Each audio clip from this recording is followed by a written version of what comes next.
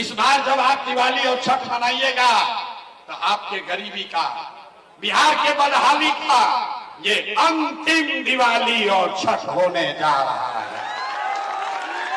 ये अंतिम दिवाली और छठ होगा आपके गरीबी का। क्यों? क्योंकि छठ के बाद जब ये जनता के राज बनी, देकर 3 गो संकल्प बा।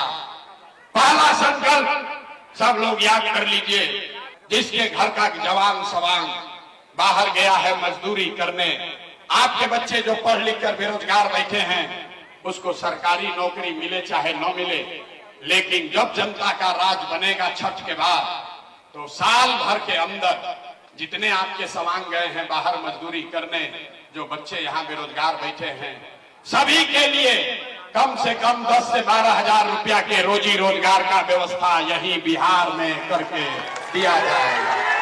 होना चाहिए कि नहीं होना चाहिए? समर्थन में हाथ उठाइए। होके के चाहिए कि ना होके के चाहिए? जनता के राज में तो रुए के तय करे के बाकी का होके के चाहिए। सबसे पहले रोजगार होना चाहिए कि नहीं होना चाहिए? होना चाहिए।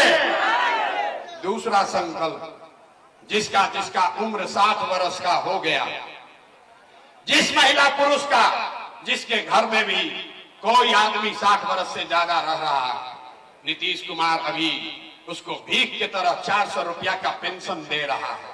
तो जब जनता का राज बनेगा तो छठ के 1 महीना के बाद, याद रखिए, छठ के 1 महीना के बाद से 60 वर्ष से ज्यादा उम्र के हर महिला पुरुष को कम से कम 2000 रुपया महीना का पेंशन जरूर कर दिया जाएगा। होना चाहिए कि नहीं होना चाहिए? इधर का लोग सुस्ता रहा है, बताओ होना चाहिए कि नहीं होना चाहिए? होना चाहिए। तीसरा और अंतिम संकल्प, जिसका बच्चा 15 साल से कम उम्र का है, गरीब का बच्चा अभी जाता है सरकारी स्कूल में पढ़ने, वो पढ़ता नहीं है, खिचड़ी खाया, मास्टर साहब भगा दिए। इसलिए तय हुआ कि जब आपका राज बनेगा, जन सुराज का राज आएगा, तो जिसका बच्चा 15 साल से कम उम्र का है, उसके पास ये सुविधा होगी कि आप अपने बच्चे को प्राइवेट अंग्रेजी स्कूल में भेजिए और स्कूल का फीस सरकार के ओर से भरा जाएगा, ताकि गरीब से गरीब का बच्चा भी अंग्रेजी स्कूल में पढ़ सके। होके के चाहिए कि ना होके के चाहिए? गरीब का बच्चा भी अंग्रेजी स्कूल में पढ़ना चाहिए कि नहीं पढ़ना चाहिए? पढ़ना चाहिए ना।